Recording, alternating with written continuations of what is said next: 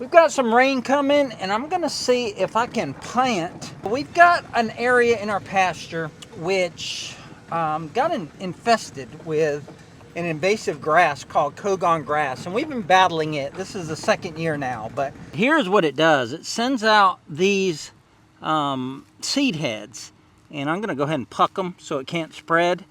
That's all Kogon seed heads, and I see a few more over here I'll pluck.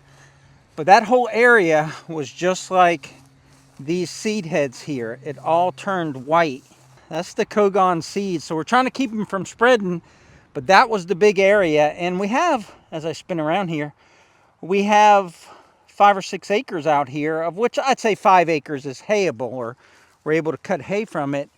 And that was really reducing the quality of our hay, and it's only going to keep spreading if you don't get rid of it. We're going to check the moisture level and see if we can plant it today.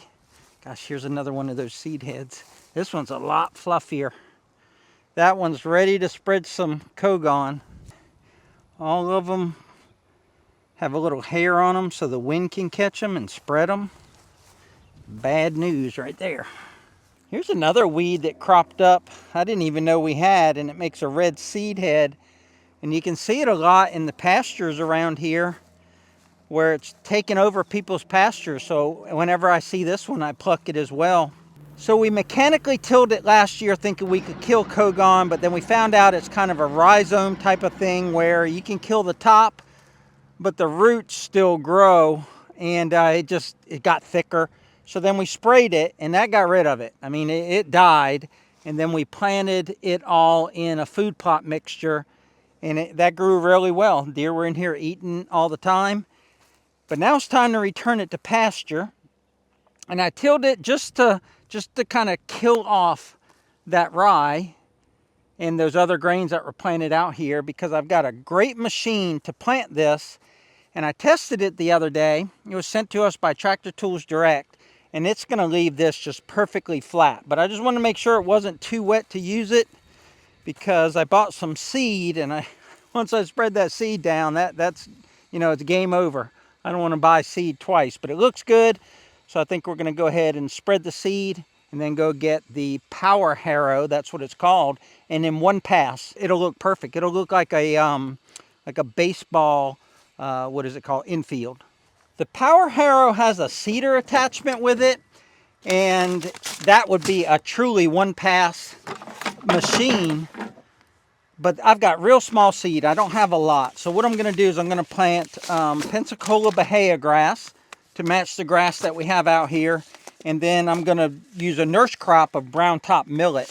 And what that does is the brown top millet comes up first and gives the roots and everything a chance to establish with the Bahia. It's how we did the rest of this pasture out here. And then it dies off quickly in like 60 days. It leaves lots of little seeds for the birds to eat, and then the grass just flourishes after that. But the reason that I'm not going to use the seeder on the power harrow is because there's not a lot of seed here, and I don't have that seeding rate dialed in. So I can just take this solo front pack spreader and spread this out really quick. I'm going to go over it twice, once with the millet and then once with the Bahia seed. But it's easy enough to do. It's a small enough space, and that way I know I put it out pretty precisely. Whereas with that seeder, I'm sure it can do a precise job. I don't know how to use it yet. So this is so easy to do as far as the spreading part, and then the tractor part's going to be even easier. Now I can see all the little seeds coming out. I know what the rate is, and I'll just walk across here and get this millet out and do the same thing with the Bahia grass seed. But we have been going non-stop since we retired. I think this is our 4th week of retirement. And we just shot a video about the cabinet install in our house.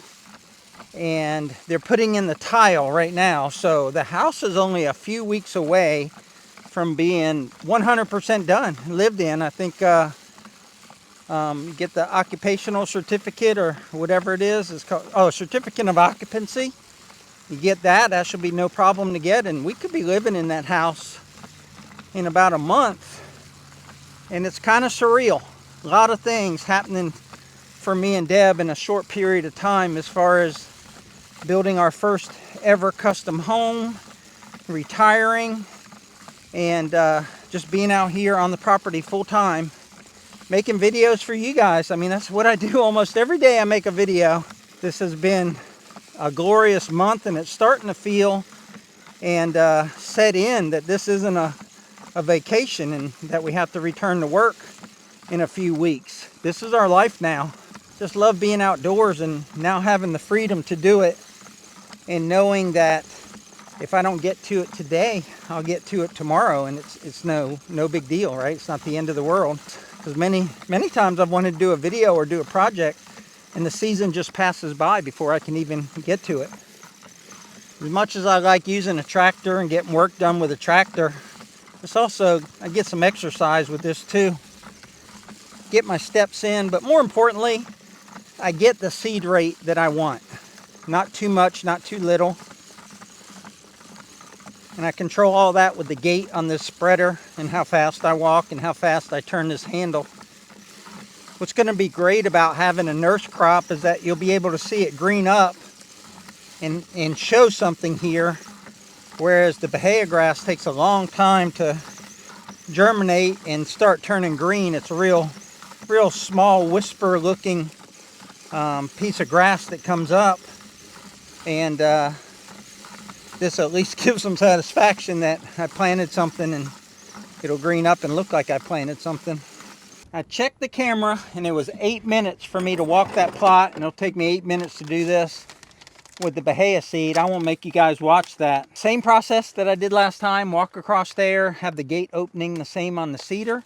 And if you're not familiar with this cedar, I've had this 10 or 12 years. It's a solo front pack cedar. It's about $80 on Amazon. I'll leave the link down below. But we're not sponsored by Solo, just impressed. This cedar, I mean, it's got plastic cracked here. I think I replaced the gate once, but that plastic's cracked because it fell off the ATV when I was food plotting. But a great cedar. It's a pleasure to use this thing. The bearings and everything are smooth, and it's long lasting. I'm testimony to that.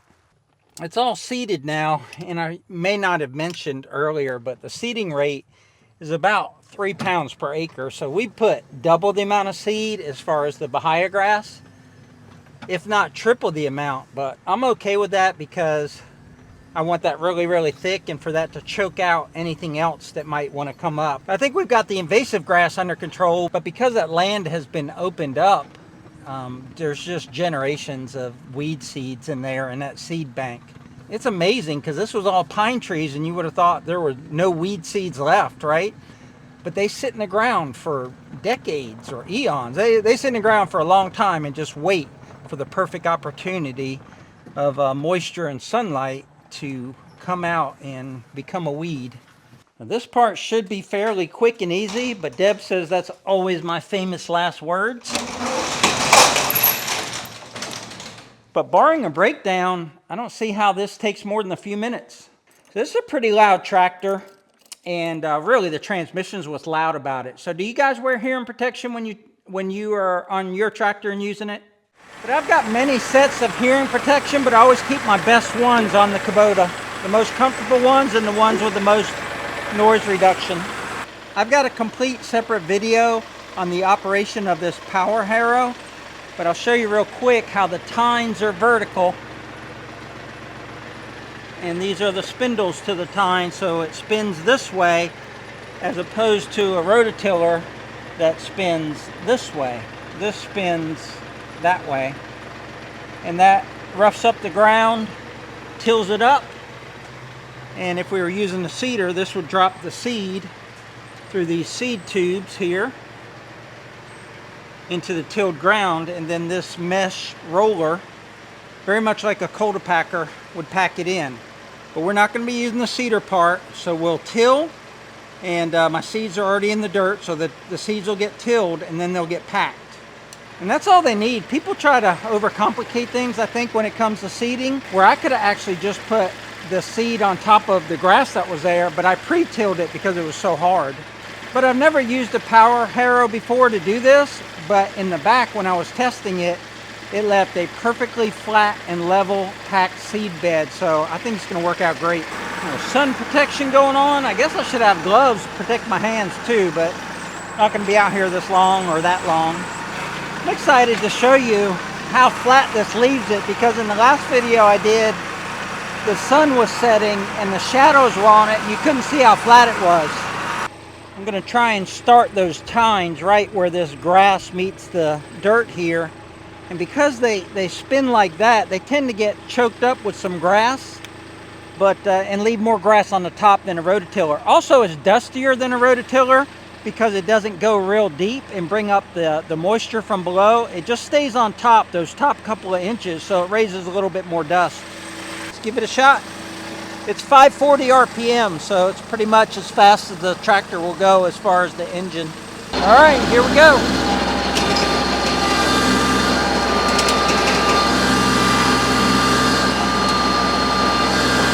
Not as much dust, but look how flat that is.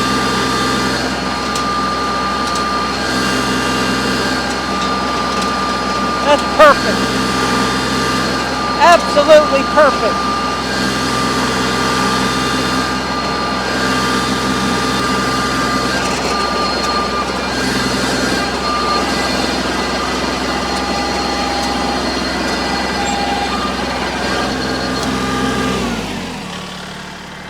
Man, that looks good. What an awesome piece of machinery.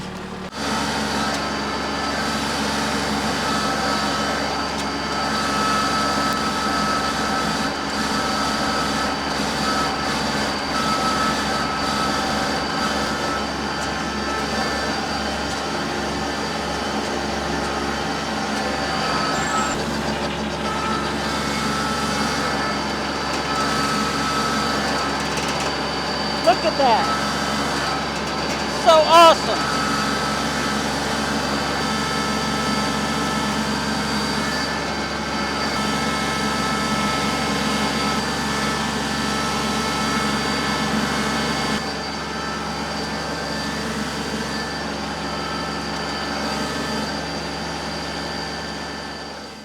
What an incredible implement for your tractor. What I really like about it, besides everything, is there's no transitional trench here. Like a rototiller, when you pick it up, unless you pick it up perfect, it's going to leave a trench here that's going to bump forever every time you cut your hay.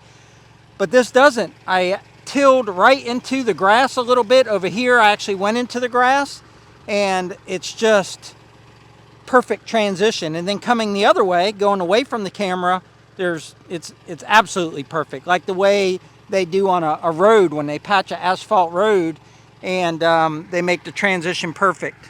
But look how flat it is. Now the difference between this and a cultivator is you're not going to get absolutely perfect pulverization of everything, because those tillers are vertical, and clumps like this will slip through, which is 100% okay.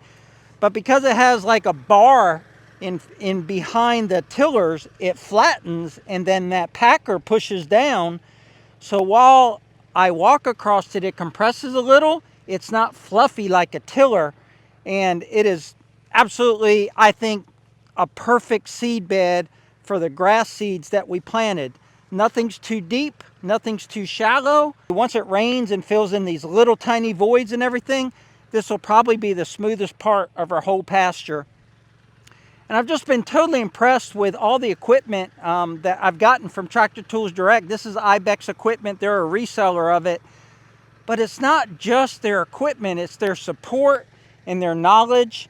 You can call them anytime. I mean, I highly recommend them. You know, if you're going to save $1,000, maybe go somewhere else. But if you're only saving like $100 and you're buying from some other importer that doesn't understand the equipment, can't give you any advice on it, doesn't, you know, provide easy to follow instructions to put it together, then I would look hard at Tractor Tools Direct. And we have a discount code for balers, but this is like real world stuff here. I'm not trying to sell you on going out and getting a power Harrow. I've never had one before, but now that I have one, I don't want to be without one. I'll put it that way. When I want a field that's perfectly level, perfectly flat, I'm not going to use the rototiller anymore. I'm going to use the power harrow.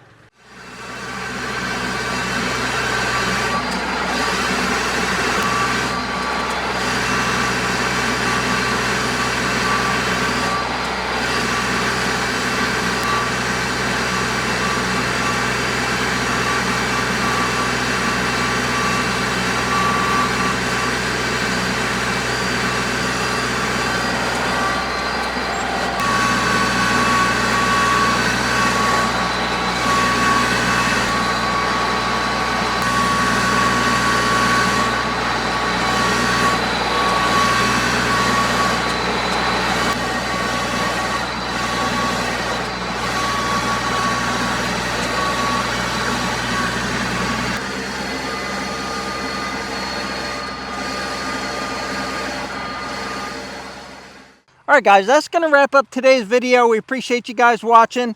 This machine does a great job. I'm going to leave you with some time-lapse footage of me finishing this field. But until next time, y'all take care out there. And remember, life's short, tractor hard, and check out these two videos right here. They're totally awesome.